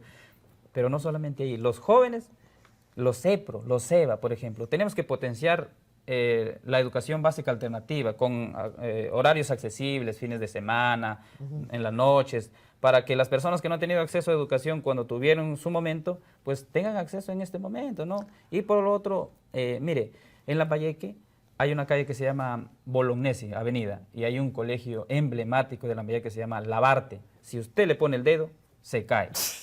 Y este es emblema, no lo quieren construir o reconstruir porque dicen que es patrimonio cultural, pero no me da frutos, no me da resultados. Lo que yo quiero es que ese colegio es emblema y es politécnico. Los chicos tienen que salir sabiendo una profesión o bueno, un oficio para que se dediquen a algo si es que no tienen oportunidades de ingresar a una universidad privada o pública o algo parecido. Y no solamente eso, el Carváez, el Colegio San José, que son emblemas. Pero eso es muy bonito, pero eso no le toca al diputado. Exactamente, siempre ¿Qué me han hacemos? preguntado, pero podemos impulsarlo. No. Podemos gestionar. No. Mire, siempre hemos dicho que, por ejemplo, Lo hacen sus paisanos en este Congreso. Ese es el problema de la corrupción, pues. Mire, hemos dicho que la gestión no es en cuatro paredes. No, es que eso es para... Si usted lo eligen ministro de Educación, perfecto. Usted se pone a hacer colegios por todo el Perú. Y para los de Lambayeque primero. Pero si usted es diputado, usted no puede hacer un colegio. Exactamente. Con mucha pena, me pero no retracto puede. respecto a hacer colegio. Yo no he dicho para hacer colegio. Pero bueno, Bien. lo que quiero es, por ejemplo, decir que mientras nosotros estemos gobernando, tenemos que impulsar. He visto que la gestión se hace allá afuera, donde está la necesidad. Se impulsa, se ayuda a gestionar, por ejemplo, a algunas personas. Mire, yo soy presidente de la asociación de mi pueblo del asentamiento humano y, por ejemplo, para ayudar a gestionar el agua, que no hay agua ahí, Ahí sí. me ponen un pare. Entonces, No, si pero usted se va al Ministerio de Vivienda o a la Gobernación Regional. no me ayudan. Ya, ok, pero es ahí. Pero usted no se va a buscar un congresista para que lo lleve de la mano. Porque después el contratista se pone de acuerdo con el alcalde y con el congresista. Y esa es la fuente de toda la corrupción del Perú. No lo busco al congresista, lo busco a la persona que está coordinando y sabe cómo coordinar. No, y que es la persona que es la que el Estado le ha dado la función de Exactamente. hacer esa obra. Exactamente. ¿No? Mire, eso es lo que nosotros Tenemos como una pregunta chiclayanos- del público. Ok. Una pregunta del público. A ver, ¿qué podría hacer o gestionar para el cambio del alcantarillado que se tuvo que haberse cambiado hace 40 años en Chiclayo, que se hunde? Justo hoy está lloviendo desde la madrugada. Exactamente, está que llueve y nosotros nos hemos dado cuenta que los ríos, por ejemplo, Saña, los ríos de La Leche, del Valle Chancay, se están que se salen. Nosotros no, como dice usted, no tenemos capacidad de gasto, pero sí se puede impulsar, ayudar, y, no sé, y incidir en las personas que tienen esa capacidad para que se hagan los diques, y no se hagan solamente para este año, se hagan para todos los años. Es que el problema es que, de nuevo, usted estudió ciencia Así política, es. la separación de poderes hace que las personas que elijamos no pueden hacerlo todo. Usted no Exactamente. puede hacer nada en el río Jequetepeque, ni en Saña, ni en La Leche, no puede hacer un puente, no puede hacer un muro de contención, no puede hacer nada de eso. Es terrible, pero es así. Ahora, el señor López Chao sí, si lo eligen presidente. Por supuesto. ¿Ya? Por supuesto, sí es que lo eligen presidente. Pero usted no. Dios quiere que sí. Mire, respecto Sí, a la pregunta, sí. hay un proyecto que sí se ha gestionado y que está ahí y que le dan vueltas y vueltas y vueltas. Entonces nosotros tenemos que también ayudarles ahí a que se gestione, que se aperture. Tenemos la oportunidad de elegir al doctor Alfonso López Chao para que lo haga, para que nosotros también impulsarlo y con mayoría en el Congreso ayudarlo. Porque él lo dijo, no podemos ser un presidente maniatado, tenemos que tener eso. Entonces, de ese modo, sí nosotros podemos ayudarles para que Chiclayo no se inunde. Ahorita que está que llueve, no solo en Chiclayo, estamos como si fuéramos, digamos, en Venecia. Casi parecido, pero Venecia es turístico, Chiclayo ya no se vuelve turístico. No que va a ser turístico, es el terror. Exactamente. Lamentablemente nos tenemos que ir, ha sido un gusto, le deseo mucha suerte. Muchas gracias. Los jóvenes traen mucha alegría y mucha esperanza al país, así que yo espero que muchos jóvenes lleguen al poder y que puedan cumplir la misión que el país les está dando. Me gusta que, por ejemplo, se tome en cuenta dentro de nuestro partido, de nuestro plan, el tema agrícola, porque Lambayeque es totalmente agrícola y nosotros Totalmente. de ahí nos abastecemos. Que nuestros hermanos de Lambayeque no queden desapercibidos y tengan espacios, tengan acceso al crédito.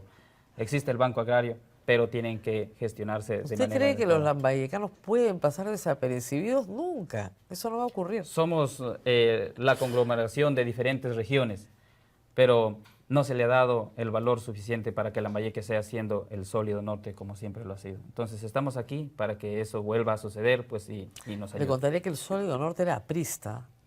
Ahora ya no es así. Más le vale. Muy bien. Vamos a la pausa y regresamos con la invitada final.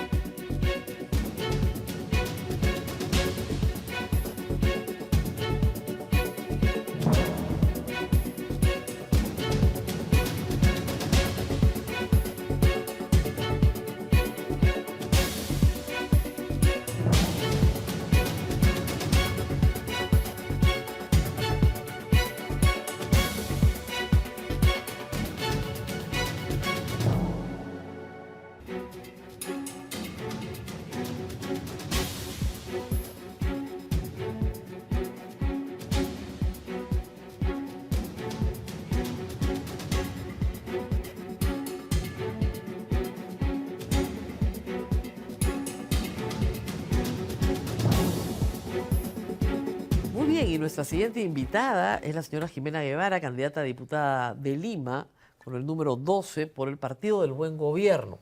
La señora Guevara es psicóloga, esta también es una biografía especial, psicóloga por la UPC y ha seguido una maestría en ciencia política en la Universidad Católica y ha dedicado los últimos años de su vida a ser gestora parlamentaria, coordinación parlamentaria en PCM, varios años, del 2023 al 2025, y luego coordinadora parlamentaria del Ministerio de Educación. Así que conoce el Parlamento, lo conoce, pero ¿qué hace una psicóloga haciendo coordinación parlamentaria? Bueno, ¿qué tal, Rosa María? ¿Cómo estás? Mucho gusto. Antes que nada, agradecer el espacio y también, como no, un saludo a las personas que nos están viendo el día de hoy.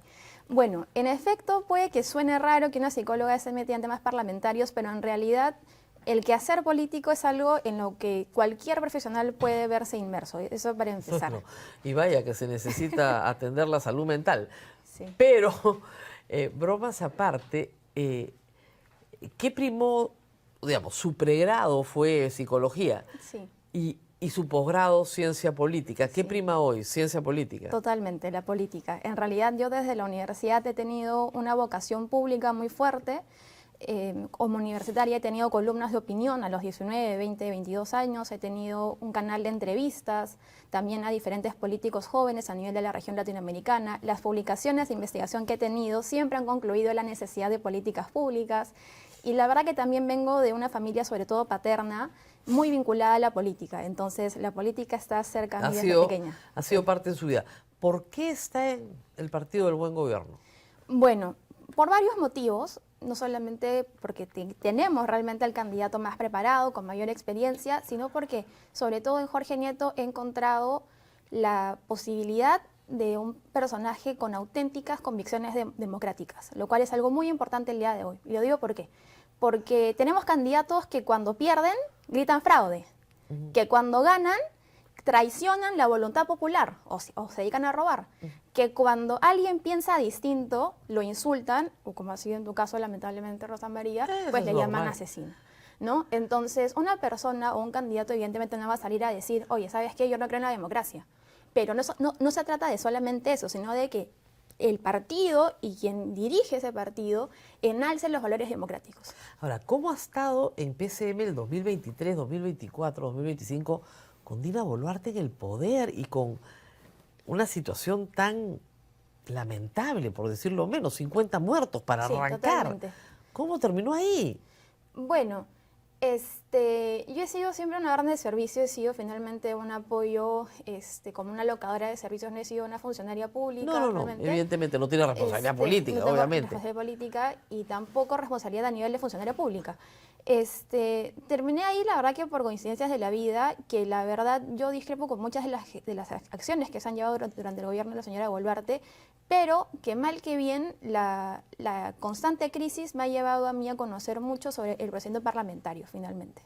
No, pero es que si el Parlamento está gobernando, Sí, y si Dina Boluarte concluyamos que no gobernó, sino que gobernó el Parlamento, una coordinadora parlamentaria en realidad ya es, no sé, una tautología, ya es el Congreso el que gobierna, ¿o Sí. me equivoco? ¿En su experiencia usted vio eso? bueno, en mi experiencia mis funciones propiamente estaban más que todo dirigidas a, por ejemplo, la coordinación de mesas de trabajo, al seguimiento de proyectos de ley, a de repente cuestiones más institucionales, ¿no? Ok.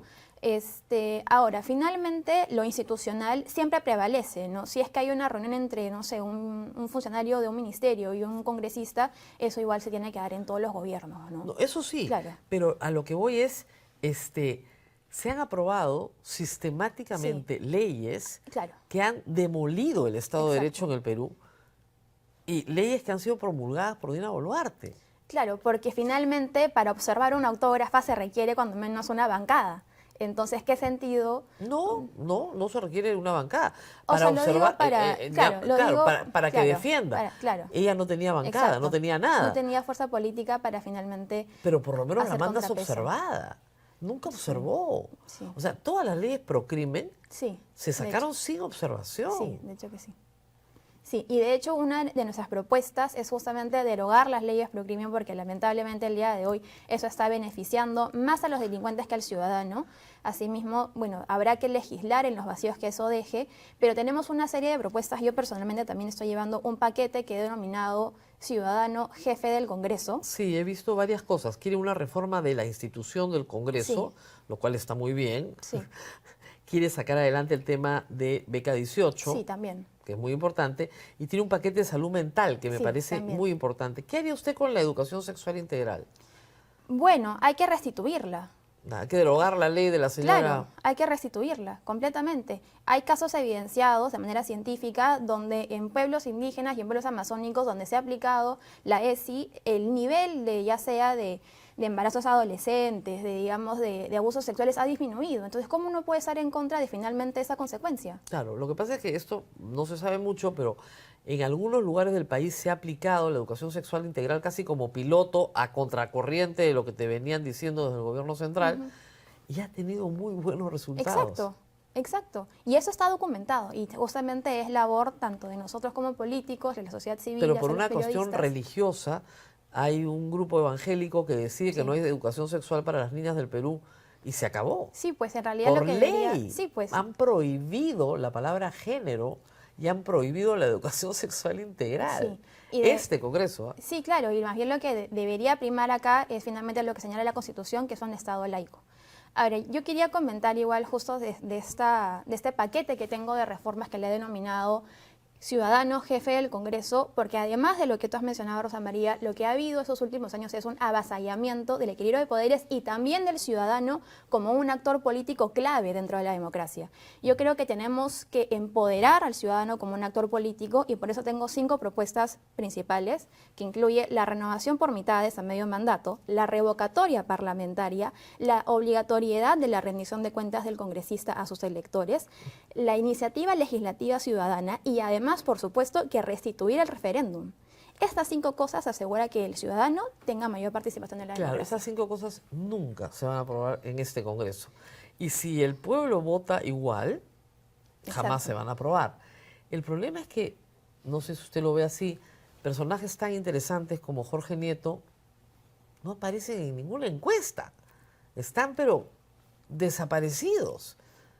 Porque parece que no hay un arraigo popular en la propuesta. Bueno, hemos estado hasta, yo diría que con la juramentación del gabinete cerramos un ciclo de inestabilidad política para variar, donde inevitablemente la atención ciudadana ha estado puesta en el Ejecutivo, en el gobierno y las movidas que iban a haber. Yo creo que con esa juramentación recién la campaña electoral va a empezar a calentar y que recién tenemos que empezar a tomar con mayor seriedad las encuestas. Yo sí confío en que el ciudadano va a tomar a Jorge Nieto como una opción seria y que vamos a subir y que vamos a ganar. El sistema está diseñado actualmente para que una minoría elija a las autoridades.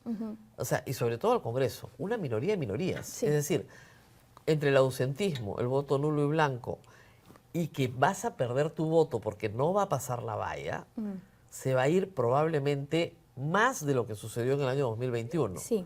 ¿Cómo van a luchar contra eso haciendo actividad Yo creo política? que eso es una problemática que acontece a todos, a los políticos, a los ciudadanos, al empresariado, a también los periodistas, a todos, porque finalmente el riesgo que tenemos es que la elección no asegure una legitimidad de origen al siguiente gobierno. Las elecciones están también pensadas no solamente en una alternancia de poder, sino en dar legitimidad a un gobierno. Y lo que corremos el riesgo es que, ya sea el ausentismo, el voto viciado, y justamente lo que mencionas, es que haya, cuando menos, la mitad de los electores que no sean representados. Entonces, tenemos que hacer un esfuerzo, tenemos que sumar esfuerzos absolutamente todos en que, por favor, los ciudadanos voten a conciencia este 12 de abril. Bueno, primero que vayan a votar. Primero Exacto, que vayan a a votar. Y lo otro, en salud mental, es que yo he estado escuchando propuestas muy extrañas, usted también seguramente. Gente con buenas intenciones que dice, todos los colegios tienen que tener un psicólogo o 2 psicólogos, que es algo que está en la norma. Pero el problema es que no hay, pues. No hay el número de psicólogos suficientes en el Perú para poder poner uno en cada colegio, o 2, o 3, o 4 los que se necesitan. No hay suficientes. Igual con psiquiatras, ni se diga. Claro. ¿Qué hacer desde el legislativo para mejorar las condiciones de atención en problemas de salud mental que en el Perú son muy extensos, sobre todo en depresión y ansiedad, Sí, que es exacto. lo más diagnosticado? Sí, de hecho yo he sido una de las personas que también ha abordado el tema de un psicólogo por colegio, pero en efecto decir, bueno, de acá a 6 meses hay que poner un psicólogo por colegio es irreal, eso es irreal. Lo que sí es cierto es que la ley lo que dice es que hay que hacerlo de forma progresiva. Ya. Entonces, la ley debe tomarse como un punto de inicio para empezar a poner psicólogos en los colegios. Evidentemente no llegaremos a uno por colegio en el breve término, pero al menos tenemos un plazo o un punto de inicio. Eso creo que es lo fundamental ahora. Por otra parte, estábamos hablando hablando del tema de justamente los diagnósticos de depresión, de ansiedad, y un dato que no es menor es que lamentablemente el suicidio el día de hoy es una de las principales causas de muerte en jóvenes. Exacto. Eso es gravísimo, eso es algo que nunca ha sucedido antes. Entonces, por ejemplo, el día de hoy del presupuesto del MINSA solamente el 2% va a salud mental. Eso tiene que cambiarse, porque lo recomendado a nivel internacional es cuando menos el 5%. Y evidentemente hay que fortalecer los centros de salud mental comunitarios, hay que restituir el diagnóstico como función del psicólogo, que eso se nos quitó en el 2020 con una ley impulsada por el fujimorismo. Pero ¿Se eso, les quitó el diagnóstico? Sí, claro. Para dárselo a los médicos psiquiatras. Médicos, es más, es médicos cirujanos y psiquiatras. Y no psicólogos. Y no psicólogos. Sí, para que... Es más, somos el único país en el mundo en el que el psicólogo no está facultado por ley para diagnosticar. Entonces, si es que somos... No pueden prescribir. No, prescribir eso sí no hay ningún problema. Pero no pueden diagnosticar. Pero no podemos diagnosticar una depresión. Un psicólogo clínico está en la absoluta posibilidad de diagnosticar una depresión. Y es más, que seamos el único país en el mundo que no lo puede hacer, da un indicio que quienes estamos mal somos nosotros, pues, ¿no? No ¿Y los eso lo demás. hizo el fujimorismo? Fue una ley impulsada por ellos. Entiendo que el día de hoy ya hay un consenso entre el colegio médico y el colegio de psicólogos, lo cual saludo, me parece algo muy bueno y habrá que impulsar justamente esa fórmula de consenso. Pregunta del público, por favor. ¿Un sicario se puede resocializar? ¿Qué piensa hacer con respecto a las cárceles sobrepobladas y que estas sirven como nidos delincuenciales? Uy. Bueno, cuando hablamos de las políticas de justicia se suele generalizar, pero yo creo que esa pregunta me la han hecho más que todo como psicóloga. Y como psicóloga yo sí no puedo generalizar. Yo sospecharía que ningún sicario puede ser resocializado, lo sospecharía. Sin embargo, evidentemente no es lo mismo un sicario que de repente ha empezado a los 12, 13 años y que tiene 40 años en esto, que un sicario que de repente lo ha hecho en una ocasión. Yo creo que obviamente todo delito es condenable, pero como psicóloga yo no puedo generalizar un diagnóstico, la verdad, no es profesional. No es profesional. No es profesional. No, pero lo que sí es verdad es que nuestra Constitución señala que todo ser humano es resocializable. Eso es cierto. Es decir, el Estado no se rinde con los seres humanos. Sí, sí, eso es cierto. No Eso se es cierto. rinde. Y es el Estado, ¿no? Los seres humanos nos rendimos con los seres humanos, pero el Estado no se puede rendir con los seres humanos. Sí, y de hecho, por Porque- eso justamente es lamentable que el día de hoy tengamos tantos candidatos poco serios que quieran proponer salirnos de la Corte Interamericana de Derechos, cuando eso va a demorar 2 años y van a querer dejar de trabajar 2 años. 2 o 4. Sí, 2 con suerte. Claro. Y te apuesto que esos candidatos ni siquiera conocen el procedimiento a la interna del gobierno peruano que implica salirse de la Corte. Es algo muy complejo. Porque, por ejemplo, todos los ministerios tendrían que hacer un informe favorable, lo cual no va a suceder. Entonces son políticas impracticables. Muy bien. Tenemos una pregunta más del Super Chat. ¿Con qué grupos parlamentarios tuvo las relaciones más difíciles cuando fue coordinadora y más fácil para realizar su trabajo y por qué? ¿Cuál tiene los peores asesores? Es una pregunta también tendenciosa, ojo. Es una pregunta tendenciosa porque finalmente mi labor ha sido institucional, ¿no? Esto va igual nuevamente por la parte de la relación política, que es algo que no ha recaído sobre mi persona Ya. ni con lo que he estado, digamos, muy Pero cercana. no tuvo que hablar con asesores de bancadas. Sí, pero para temas de coordinación, y en la coordinación no es que se vea mucho el intelecto finalmente, la coordinación ya. es un tema administrativo. Ah, ya, pero no Claro. veían el contenido de los proyectos. Es que, como te digo, más que todo eran coordinaciones de mesas de trabajo, no Ah, ya. asistencia de funcionarios, cosas así. Y bueno, y cuando ya vemos de temas de proyectos de ley, ahora en el Ministerio de Educación sí he tenido la oportunidad de, sobre todo, paralizar algunos, porque eran digamos, de afrenta contra la educación. Y ahí sí, la verdad que particularmente en la bancada de Perú Libre era un poco complicado, ¿no? Bien complicada. Sí, un poco bastante complicado, sí. complicada. Sí. Muy bien, contestada la pregunta, le agradecemos mucho que haya venido. Buena Muchísimas suerte. gracias. Ha sido la señora Jimena Guevara, candidata a diputada de Lima por el Buen Gobierno con el número 12. Con esto terminamos el programa, nos despedimos. No se olviden de darme un like. Necesito los likes. Les voy a explicar por qué. No es porque esté, como dice Pedro Salinas, mendicando, ¿no? En posición mendicante, sino porque eso favorece que el algoritmo ¿no es cierto?, se replique de tal manera que este contenido le vuelva a llegar. Ahora, para que le vuelva a llegar de todas maneras, suscríbase a todas las redes de la República y le llega de todas maneras. Y finalmente comparta este programa, así se expande por todas partes, se viraliza. Estamos muy contentos con su audiencia, por supuesto que en estos días ha sido gigantesca, pero esperamos que lleguemos mucho más allá. Nos vemos nuevamente el día de mañana.